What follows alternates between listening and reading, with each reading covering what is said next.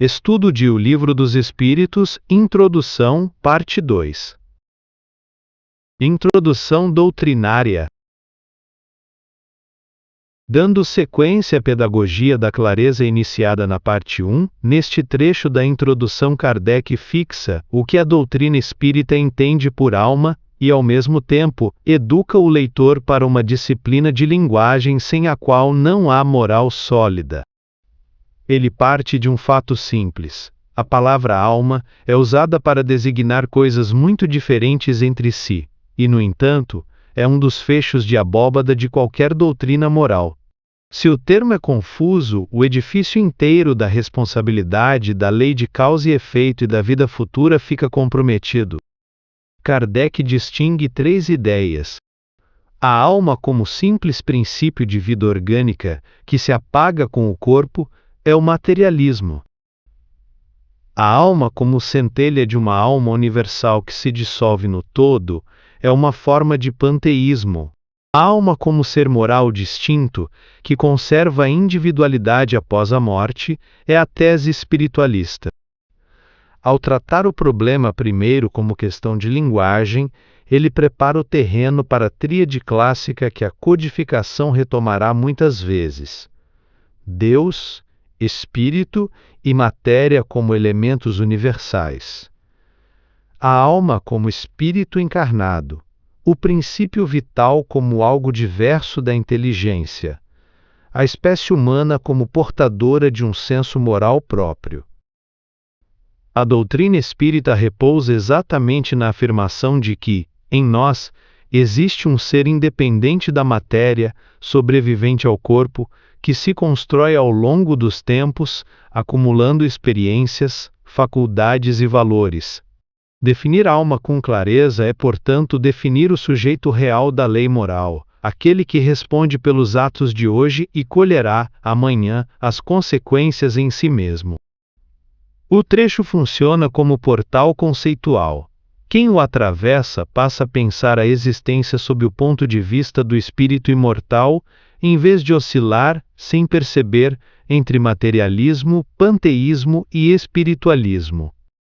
Nível literal.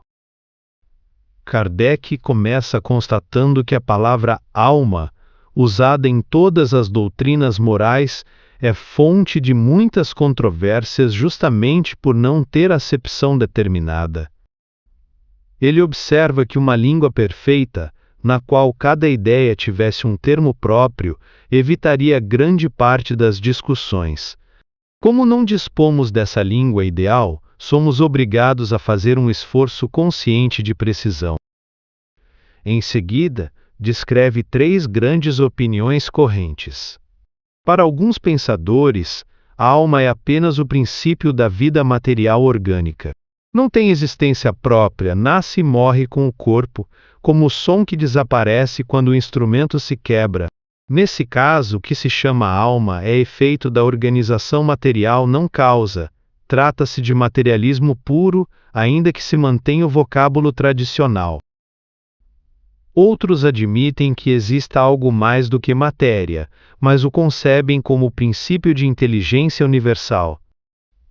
A alma seria um agente único, do qual cada ser absorve uma porção durante a vida, devolvendo a centelha ao todo após a morte, como regatos e rios que voltam ao mar. Algo subsiste, mas sem individualidade nem consciência de si. A alma universal é identificada com Deus, e cada ser torna-se um fragmento que se perde no conjunto. Kardec apresenta essa concepção como variante do panteísmo. A terceira opinião toma a alma como ser moral distinto, independente da matéria que conserva a individualidade após a morte. Ela é causa e não simples efeito da organização. Kardec nota que essa ideia de um ser que sobrevive ao corpo aparece sob nomes variados, como crença instintiva em todos os povos, qualquer que seja o grau de civilização. É a posição dos espiritualistas em geral.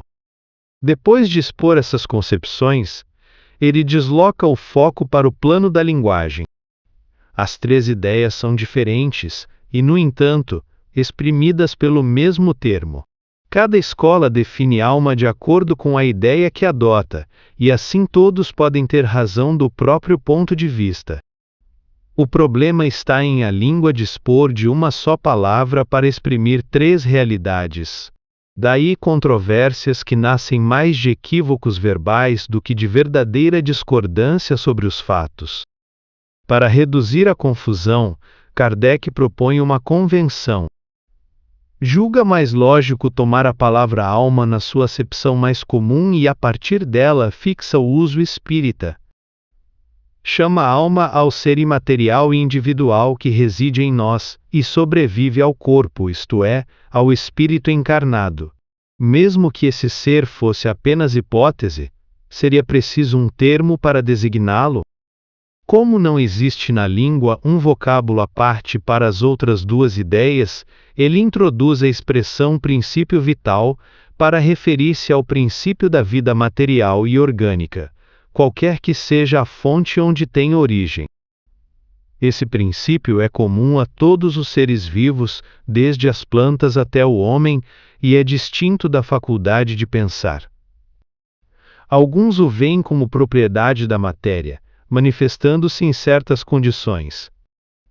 Outros o situam em um fluido especial, universalmente difundido, o fluido vital, assimilado pelos seres orgânicos como os corpos inertes assimilam a luz, talvez aparentado ao fluido elétrico animalizado, ao fluido magnético ou ao fluido nervoso.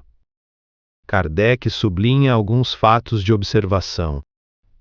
Os seres orgânicos possuem uma força íntima que sustenta a vida enquanto existe. A vida material é comum a todos eles e independe da inteligência e do pensamento. A inteligência e o pensamento são faculdades de algumas espécies apenas. Entre as espécies dotadas de inteligência e pensamento, a espécie humana apresenta um senso moral especial que lhe dá superioridade incontestável sobre as demais. Ele reconhece que, enquanto conservar acepção múltipla, a palavra alma pode ser usada sem excluir o materialismo nem o panteísmo. O próprio espiritualista pode empregar o vocábulo num dos sentidos que não exprimem um ser individual que sobrevive. Nesse caso, a palavra não representa opinião definida, é um proteu, que cada um modela a seu modo, o que alimenta disputas intermináveis. Como caminho de solução, Kardec sugere duas possibilidades. Uma seria restringir definitivamente a palavra alma a uma única acepção, por convenção. Outra seria conservar o termo no sentido amplo, porém acrescido de qualificativos que determinem o ponto de vista. Assim, alma vital indicaria o princípio da vida material, alma intelectual, o princípio da inteligência, alma espírita, o princípio da individualidade após a morte. A alma vital seria comum a plantas, animais e homens. A alma intelectual pertenceria a animais e homens. A alma espírita somente ao homem. Em todo caso, ele declara a necessidade de insistir nessas explicações. A doutrina espírita repousa sobre a existência, em nós, de um ser independente da matéria e que sobrevive ao corpo. Como a palavra alma surgirá com frequência ao longo da obra, era preciso fixar de início o sentido em que será usada, antes de passar ao objeto principal da instrução preliminar. Nível simbólico. A força do texto não está apenas na análise conceitual, mas também nas imagens que Kardec escolhe para torná-la viva. Elas funcionam como pontes entre a abstração filosófica e a experiência íntima do leitor. Quando ele alude a um instrumento rachado que não produz mais som, e do qual se diz que não tem alma, expõe de modo concreto a concepção materialista. A alma, aí, é mera vibração sensível enquanto o instrumento está inteiro. Quebrado o aparelho, cessa a música. O símbolo denuncia o risco de reduzir o ser humano ao que ele manifesta através do corpo, esquecendo o núcleo de ser que não se esgota na expressividade orgânica. A imagem dos regatos e rios que voltam ao mar ilustra o panteísmo. A centelha individual nasce da alma universal como fio de água, percorre um trajeto limitado e finalmente se confunde no oceano. Do ponto de vista poético, é figura de harmonia com o todo. Do ponto de vista espiritual, Kardec chama a atenção para a consequência implícita. Se a gota se perde ao voltar ao mar, se nada subsiste da consciência de si, é quase como se nada subsistisse. A imagem revela a tentação de apagar a responsabilidade pessoal na ideia de fusão indiferenciada com um todo divino. Quando chama a palavra alma de Proteu, Kardec recorre à mitologia. Proteu é a figura que muda de forma para fugir ao olhar que busca apreendê-lo. Assim é o vocábulo que, desprovido de definição firme, assume a forma que cada um lhe impõe, ajustando-se a qualquer doutrina. O símbolo denuncia a facilidade com que a mente humana evita comprometer-se com uma visão definida, preferindo linguagem ambígua que permite mudar de posição sem admitir. A comparação com os gases traz a imagem do laboratório para o campo espiritual.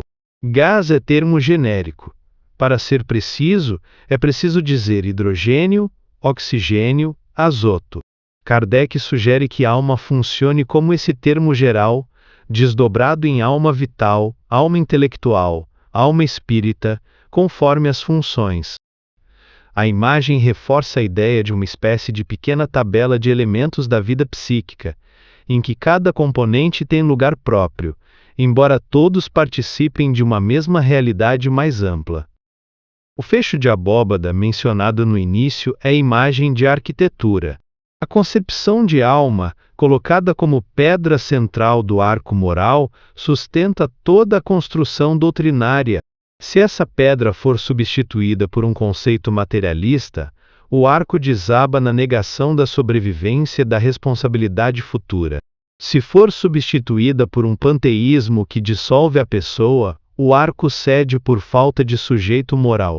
Se coloca ali a alma como ser imortal e responsável, o edifício da lei de causa e efeito e da educação espiritual se torna coerente. Há ainda a metáfora da língua perfeita, sugerindo um horizonte de clareza interior em que cada ideia encontra seu lugar e seu nome. A língua imperfeita representa a mente humana ainda confusa, que mistura níveis diferentes de realidade sob o mesmo rótulo. Buscar uma linguagem mais precisa é, simbolicamente, buscar uma consciência mais lúcida. Nível espiritual, movimento da alma. Em profundidade, o texto acompanha e provoca um movimento de conversão interior. O ponto de partida é um estado de confusão. Usamos as mesmas palavras para falar da vida, da inteligência e do espírito imortal. Às vezes pensamos como materialistas, outras como panteístas, outras como espiritualistas, sem notar que mudamos de terreno. Essa flutuação enfraquece o senso de responsabilidade e dificulta a compreensão de nossa própria natureza. A primeira passagem interior é o reconhecimento de que há em nós mais do que vitalidade e mais do que faculdade intelectual. As observações de Kardec sobre a vida orgânica e sobre o senso moral humano ajudam a alma a perceber em si um núcleo de ser que não se confunde com o corpo nem com o cérebro. Quando ele afirma que a doutrina espírita repousa sobre a existência de um ser independente da matéria que sobrevive ao corpo, convida o leitor a colocar-se sem evasivas diante dessa realidade. Não se trata apenas de acreditar em algum tipo de alma, mas de aceitar que esse ser é o próprio eu profundo, que continuará a ser o que fez de si mesmo.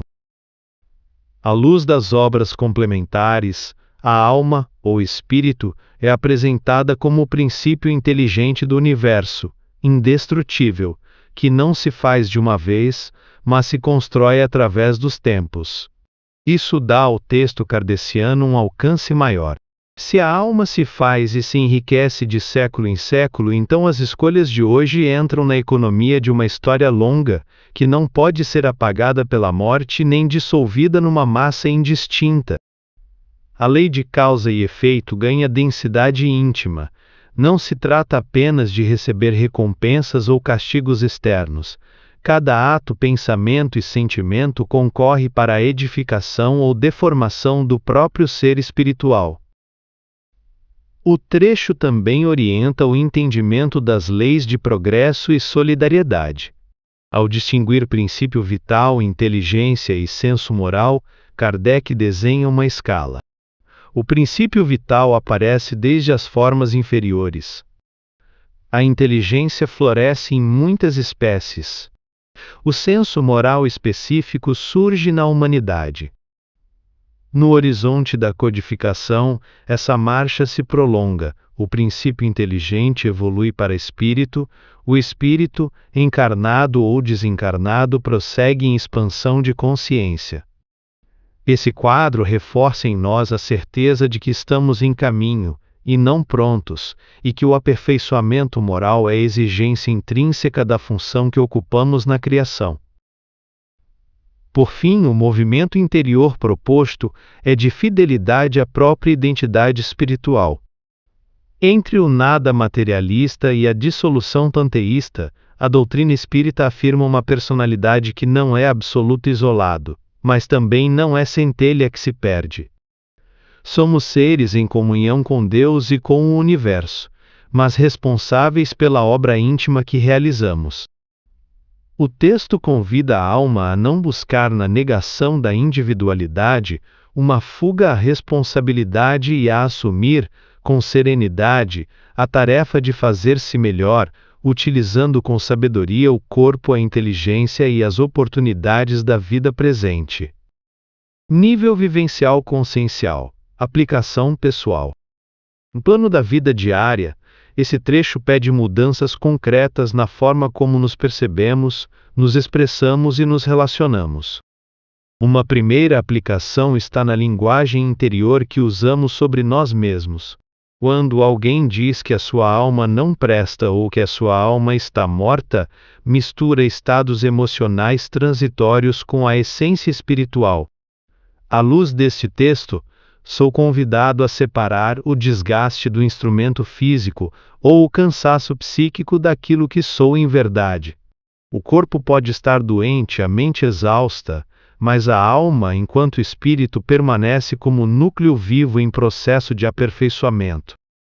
Essa distinção impede que eu me identifique totalmente com a decadência biológica ou com crises afetivas. Outra aplicação diz respeito ao chamado materialismo psicológico. Mesmo crendo na alma, posso viver como se ela fosse apenas energia vital e desempenho intelectual. A vida gira em torno de sensações, aparência, produtividade, sem espaço real para reflexão, oração, autoconhecimento, caridade. O texto funciona então como espelho. Pergunta se estou vivendo como espírito imortal, que usa temporariamente um corpo, ou como se eu fosse somente esse corpo energizado por uma inteligência de prazo curto. A distinção entre princípio vital, faculdade mental e ser moral, também modifica a forma como vejo os outros. Uma pessoa doente, idosa ou com deficiência intelectual não pode ser reduzida a um corpo frágil ou a uma mente com limitações.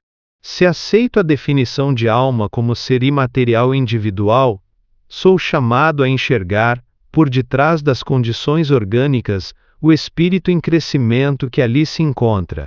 Isso transforma o modo de cuidar, de conviver, de educar, de acompanhar. Ainda no plano das relações com o mundo vivo, lembrar que o princípio vital é comum a plantas, animais e seres humanos muda o tom de nossa convivência com a natureza. A vida orgânica é expressão de uma mesma fonte, merece respeito e cuidado. Ao mesmo tempo, saber que o senso moral específico é atributo do ser humano impede tanto o abuso quanto o sentimentalismo. Somos responsáveis por administrar o reino da vida com justiça, prudência e compaixão, sem esquecer que é na esfera moral que nossa responsabilidade é maior. No estudo da doutrina, o texto sugere outra postura diante dos termos. Em vez de supor que cada um entende as palavras como quer, alimentando mal-entendidos, sou convidado a perguntar do que estamos falando quando dizemos alma, espírito, princípio vital, perispírito, consciência. Essa disciplina não é pedantismo, mas forma de caridade intelectual que ajuda a evitar disputas vazias em que se debatem vocábulos sem notar que, na prática, se está falando de coisas diversas. Finalmente, se levo a sério a ideia de que a alma é o ser imaterial e individual que sobrevive, sou levado a rever meu uso do tempo e das prioridades. Que lugar dou ao cuidado do ser que permanece diante das exigências legítimas do corpo e da mente? Que espaço reservo para refletir sobre meus atos, revisar hábitos, cultivar virtudes, fortalecer vínculos de amor? Mesmo sem respostas imediatas, essa interrogação começa a reorganizar o cotidiano na direção do que permanece além da morte. Perguntas de reflexão. Quando penso em mim mesmo, identifico-me mais com o corpo que envelhece, com a mente que raciocina, ou com o ser espiritual que continua depois da morte do corpo? Quando uso a palavra alma em conversas ou nas minhas preces, de que realidade estou falando de fato? Vida orgânica, capacidade de pensar ou ser moral imortal? Já percebi em mim a tendência de utilizar ideias de dissolução no todo para aliviar o peso da responsabilidade pessoal pelas minhas escolhas? De que modo minha crença na continuidade da alma ou a dúvida em relação a ela tem influenciado decisões concretas em família, no trabalho e no uso do tempo e dos recursos? Como tenho olhado para pessoas em situação de doença, envelhecimento ou limitação mental? Vejo apenas a perda de vitalidade ou reconheço ali um espírito em processo de crescimento? Nos meus estudos e diálogos sobre doutrina, tenho cuidado de perguntar do que estamos falando quando usamos as mesmas palavras, ou aceito com passividade a confusão de conceitos? Eixos de transformação interior. Um primeiro eixo é o da clareza conceitual. O texto mostra que não basta repetir palavras tradicionais, é preciso definir com honestidade o que entendemos por alma, princípio vital, inteligência, ser moral. A atitude correspondente é cultivar a humildade de aprender, perguntar, distinguir, em vez de esconder incertezas sob termos vagos. A armadilha desmascarada é a de usar linguagem proteiforme que parece profunda, mas evita compromisso com a verdade. Um segundo eixo é o da identidade espiritual. Ao afirmar que a doutrina espírita se apoia na existência de um ser que sobrevive ao corpo, Kardec nos convida a assumir essa condição. Viver como espírito encarnado significa reconhecer que nada do que fazemos se perde, que a alma se constrói a si mesma ao longo dos tempos e que é a própria consciência que levará consigo as marcas de cada escolha. A armadilha aqui é viver na prática como se fôssemos apenas corpo e funções cerebrais, ou fragmentos passageiros de um todo impessoal. Um terceiro eixo é o da hierarquia dos instrumentos. O texto separa o que é vida orgânica, o que é faculdade mental e o que é senso moral. O corpo e o princípio vital são meios. A inteligência é ferramenta preciosa. O núcleo do ser é a alma espírita que decide a direção. A transformação interior consiste em colocar cada elemento em seu lugar, cuidando do corpo sem se escravizar a ele, valorizando a mente sem confundir brilho intelectual com elevação moral e orientando tudo pelo ideal de aperfeiçoamento do espírito. A armadilha desvelada é a inversão dessa ordem, quando o sujeito se submete aos imperativos do corpo ou ao orgulho do intelecto, esquecendo que o objetivo verdadeiro é o crescimento do ser espiritual.